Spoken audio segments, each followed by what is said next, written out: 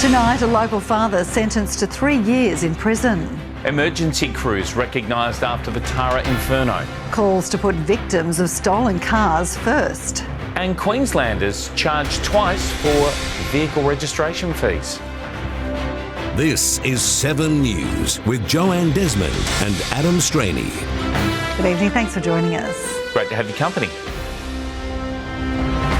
A 29-year-old man accused of leading police on a pursuit across the Darling Downs in August last year has been sentenced in Toowoomba Magistrates Court today. Christopher Chamberlain was already on bail at the time for serious offences. Ben Meehan has more. Joe, Christopher Chamberlain appeared via video link pleading guilty to 20 offences relating to a dangerous crime spree last year. It began on August 13 when a Ford Ranger was stolen from a Flagstone Creek home. 17 days later, officers spotted the stolen ute travelling more than 130 kilometres an hour and deployed tyre spikes during a pursuit which came to a grinding end when the ute crashed on Toowoomba Athol Road. Police arrested Chamberlain along with his co-accused 34-year-old Christopher Thyman, finding a shotgun and stolen property during a search. In Toowoomba Magistrates Court today, Magistrate Claire Kelly noted Chamberlain had a long-term addiction to methamphetamine and told him, "You were lucky you didn't kill yourself or other people." He was sentenced to 6 months jail. With time already served, he'll be eligible for parole on March 30 this year. Adam? Thanks, Ben. Local businesses were recognised by one of Queensland's top firefighters today for helping support residents impacted by the devastating Western Downs bushfires last year. The state and federal governments have also released new funding packages for those still trying to rebuild.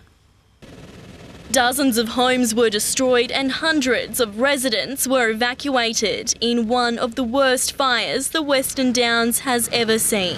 3 months on, and the community is still feeling the effects. The recovery often after natural disasters is really quite long, but we're committed to standing with communities through that recovery. Today, the employers of the volunteers who dropped everything to help battle the blazes were given certificates of appreciation from Queensland Fire and Emergency Services. They don't understand that people are leaving the workplace. They're not able to do their day-to-day jobs. They're out on fire grounds and doing that type of work. Some businesses were also recognised for helping deliver food to displaced residents. We can't do the job we do without that support. It's nice to be able to have this sort of recognition because it's just these small things and these small ways that we can support our community. The state and federal governments have now jointly funded a new $5 million recovery package for primary producers. They can apply for grants of up to $75,000 to help repair farms and replace livestock. We're going to see more disasters that are going to be more severe, and the onset of them is going to be quicker. The Western Downs Regional Council will also receive $1 million to help with recovery efforts in Tara. Michaela Fanto, 7 News. The opposition is urging the state government to put victims first after thousands of unlawful entry offences were recorded across the state last year. But Labor is adamant it's tackling crime, claiming some of the rates have been decreasing. Tackling him to the ground, police were quick to arrest this man in Alexandra Headland. He was allegedly trespassing, spotted entering and exiting properties along Parker Street this afternoon. In Townsville, a single mother had thieves break into her home 2 nights ago. They've stolen multiple things, including my car keys, and I've had my car stolen. She says she doesn't feel safe at home with her kids, including her 17-month-old son. I don't feel safe enough to protect him here, just in case they do come back. Police data shows the number of unlawful entry offences were up 54% across the state last year compared to 2015. That's homes, that's businesses, that's people's safe space, that's people's livelihood. The LNP is putting pressure on the state Labor government to put victims first and take action. Crime continues to get worse under this government. We are the ones that are doing all these strategies around crime, about addressing crime, and will continue to work every single day. When taking into account population growth, the government says unlawful entry offences actually decreased in every region except Townsville, Mackay and the Wide Bay in 2023. That's why we have put 1,600 more police on the beat here in Queensland. Community safety is something that we take very seriously. Rebecca Jensen, 7 News. There's been a push from locals for the government to reconsider using nuclear energy to power the state. Out of the 1,800 Toowoomba residents who took part in a survey, 69% of those voted in favour of nuclear power. They also called for the ban on nuclear energy to be scrapped as cost of living pressures soared. What we're seeing right across the political spectrum here in Groom is that people want to have this conversation. Energy Minister Mick de Brenny says every industry is after renewable and affordable power, and nuclear is neither. Lockyer Valley Regional Council has announced funding has been secured from the state and federal governments for water security initiatives. More than $13 million has been invested to use recycled water to reduce the demand from dams in the region. After 4 years of planning, the Lockyer Valley region will now have a reliable water source into the future. The timing's perfect. I think at this point in time, I think what our horticulturalists, our farmers, what our community really needs is to know that our government is listening. The state and federal governments will invest $13 million into SEQ Water's 2023 water security program. It will provide recycled water to offset demand for potable water and reduce demand coming out of Wivenhoe Dam, allowing producers to get cheaper water for South East Queensland's largest food bowl. It utilises the current piece of infrastructure, but it's got to be recommissioned. At the moment, there's only a couple of membranes running. Growers who rely on large irrigation will also be able to benefit from new pipelines, which will provide a vital lifeline during droughts and floods. It will also bring new jobs. You're looking at about, 2,600 jobs. I mean, what a great time for a really great good news story if we can, really get traction to make this happen. A further $2.5 million will also go towards the South East Queensland Agricultural Regional Water Assessment to see if SEQ Water's program can be expanded into other regions. Ben Meehan, 7 News. A Hodgsonvale home was destroyed by fire on Saturday night. 6 fire and rural crews were called to the property on Hodgsonvale Road at 11 p.m. Smoke billowed from the roof as fierce flames destroyed the back of the house. The occupants managed to escape and no one was injured. Someone actually spotted the smoke and some flames coming out the back and notified AAA quickly. It took 30 minutes to extinguish the blaze and investigations into the cause are ongoing. Queensland high school students are facing further frustration and anxiety, waiting again today for university offers to be released. It means some prospective students missed out on the start of orientation week and have even less time to prepare for classes to begin.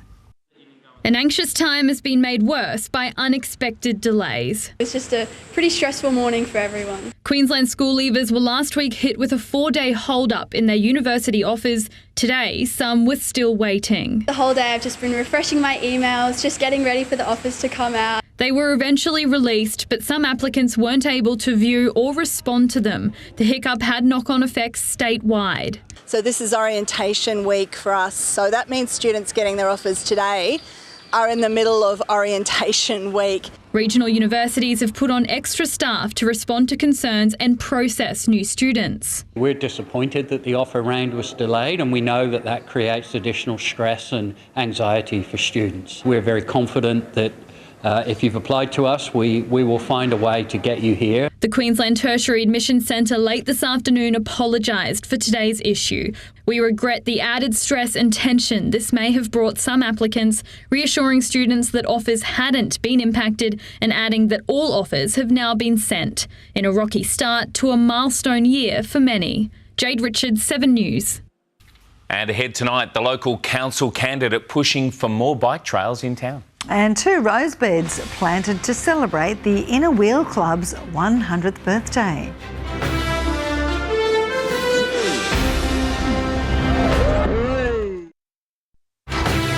Toowoomba turns to 7 News to keep up to date on local issues, and we want you to be a part of it. If there's something happening in your street, your suburb, we want to know about it. Send us a message or drop us an email.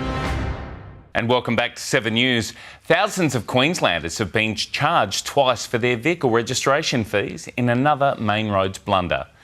Some drivers don't even realise they overpaid. Michelle Jensen has the details. It was a costly and confusing double-up at a mail house. More than 16,000 drivers were sent vehicle registration notices on July 21, but the same bills were sent again 3 months later. Nearly 1,000 people paid promptly, needing refunds, likely worth hundreds of thousands of dollars. 95% of customers were paid back by November, but the other 5% paid through Australia Post and can't receive automatic refunds, so they're still out of pocket. The Transport Minister called the error unacceptable, saying, "We expect TMR and their third-party providers to do better. We're told there was an immediate review and measures are in place to prevent a repeat." Last September, a design fault was blamed for 1,800 drivers wrongly being handed double demerit points for seatbelt offences. Some had their licences suspended. The department says the system's now fixed and all traffic histories have been corrected. Toowoomba Council candidate nominee Andrew Reeson's local election campaign is called A Recent Vote for Me. The father of two from Harlaxton held a community bike ride at Queen's Park yesterday to listen to the issues facing the region. If elected, he hopes to advocate for more bike trails in the area. The reason we specifically went for a bike ride is to show that there's a lot of interest in active transport infrastructure.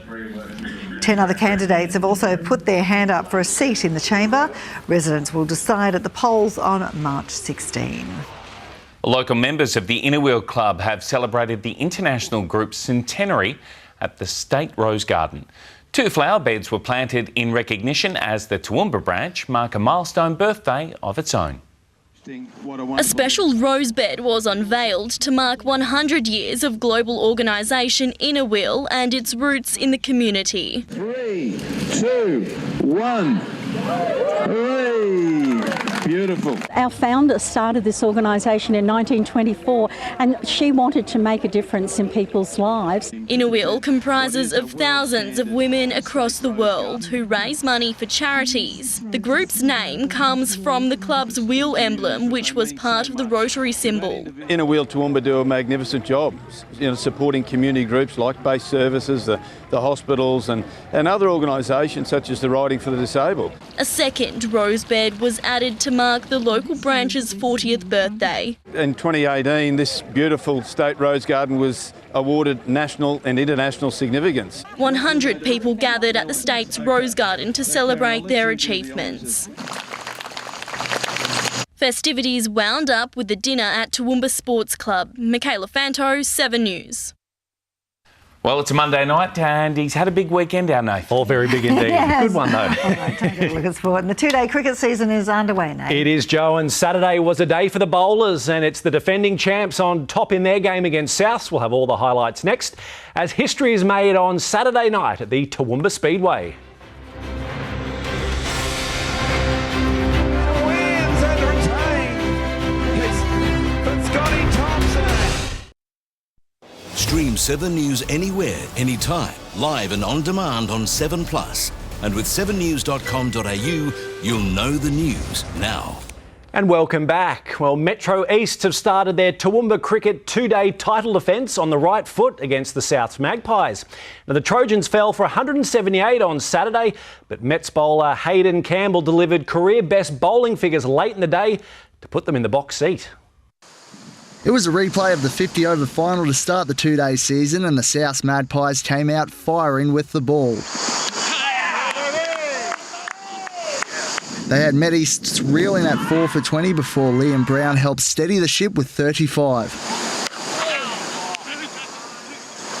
Jacob Fry and Hayden Campbell also formed a healthy 70-run partnership. But Rohit Karanadra was the Magpies' best with the ball, taking 5 wickets. I'm really happy about that. My team members already helped me to get the 5 wickets. Matt really well bowled. There was only 45 minutes left in the day's play when the Magpies went out to bat, but Mets bowler Hayden Campbell made every minute count. He went on to claim career best figures of 4 for 12 and was even on a hat trick. It was all good until I bowled a no ball, so it happens. Jacob Fry also contributed with 2 wickets, putting South in big trouble at stumps. They will resume play this Saturday on 6 for 32, still trailing by 146 runs. Probably put a below par total on the board, so to come out and have them six down, I believe they were, it was really good for our team. Fraser Ramsden, 7 News. Toowoomba's Patrick Tiernan has qualified for the Paris Olympics after finishing 4th at the Houston Marathon over the weekend. The 29-year-old also ran the second fastest marathon for an Aussie athlete, finishing in 2 hours 7 minutes. Paris 24 will be Tiernan's 3rd Olympic Games. A Maryborough driver made history at the Toowoomba Speedway on Saturday night. Scott Thompson won his 5th wingless sprint state championship, which is a Queensland record. A tow vehicle breakdown on the way to Toowoomba wasn't going to stop Maryborough's Scott Thompson in his hunt for a 5th Queensland title. The overriding feeling after taking victory was pure relief. Very thankful, mate. That's a weight off the shoulders, a bit of pressure this week. I've got 1 million people in the crowd there, but I wouldn't have it any other way. This is what I race for, to be honest, the big shows, and every meeting throughout the years to prepare for these ones. So I'm glad we can put it all together on the night, because it is a one-off night, so you got to have all your ducks in a row and to make it happen. But Thompson took the lead early and drove conservatively, but was forced to make a push by the ever-present Luke Wheel and Jason Bates. Thanks to Luke for showing his nose. Awesome race, and he could have chopped my nose off coming into 3, but he's a racer, and he did a good job. Jace starting off outside pole, mate. He's always there. It's a pleasure to come up to Toowoomba. Always puts on great racing. It wasn't 20-hour drives. We'd be here every weekend, but no, I loved it. Special thanks to Scotty, just too good. The Maryborough man has now won over 1/3 of all the Queensland wingless sprint titles.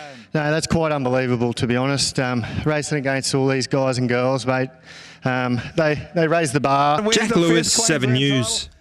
And Toowoomba trainer Rex Lip missed out on a $1.7 million prize at Saturday's Magic Millions Carnival with his dark horse Cifredo crossing in 9th. Now, the race was delayed by over an hour on the Gold Coast to fix the barriers after equal favourite Sydney Bowler was cast in the gates. The undefeated 3-year-old has made a full recovery, but when the race got underway, it was Abounding who would go on to take out the win. And there we go, Adam and Joe, that's it for sport this Monday night. Thanks very much, guys. Thanks for that, Nath. Well, don't forget to stay with us because after the break, Rosanna has all of the weather details for you.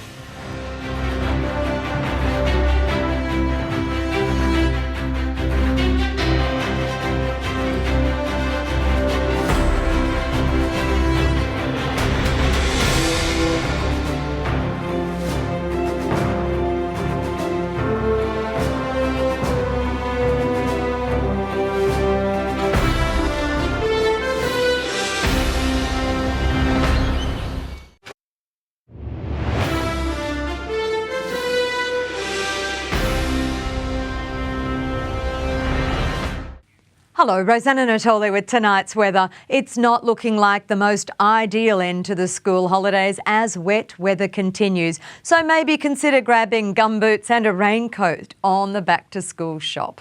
Showers will also be ongoing as they make their way in and out over the next 7 days.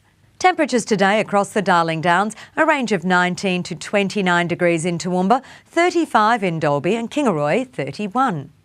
To the satellite loop now, and of course the monsoon trough will continue for several days. We can see all of this activity out here. It is currently creating some isolated high rainfalls in Queensland's North Tropical Coast. Regions around Darwin have received more than 300 millimetres rainfall. On today's chart, evidently that monsoon trough sits north of the nation. You can see it up here, spanning out those clouds, and a ridge of high pressure extends over central and southern Queensland. It is maintained by a high moving east across the Southern Ocean. Now, on tomorrow's chart, that high will have actually reached out into the Tasman Sea by about morning and then continues drifting easterly. A weak tropical low that develops today on the monsoon trough in the Western Coral Sea will also continue moving east. So now to the latest from the Bureau. The Darling Downs and Granite Belt forecast, partly cloudy with a high chance of showers in the far east, a medium chance elsewhere, the chance of a thunderstorm in the afternoon and evening.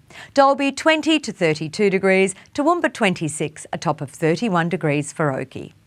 For the southeast coastal district, a very high chance of showers for tomorrow, as well as the chance of a thunderstorm. Gatton 21 to 29 degrees, Ipswich going for 29 as well, 29 in Brisbane.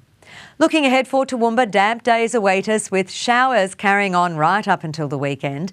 A possible storm near the end of the working week. Temperatures are mostly in the high 20s.